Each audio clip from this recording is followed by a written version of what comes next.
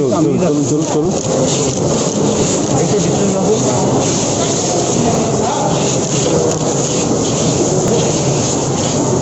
Join করেছে আমরা ছবিটা তুলে যাবো তাহলে আমরা যাই প্রথম আসা স্যার রাজ্যে এই প্রথম আসা কনফারেন্স করবো তখন যা বলার বলে দেবো। 1 মিনিট, আজকে কি ধরনের কর্মসূচি নিয়েছেন হাতে স্যার? একটা লাইন বিস্তারিত বলে দেবো।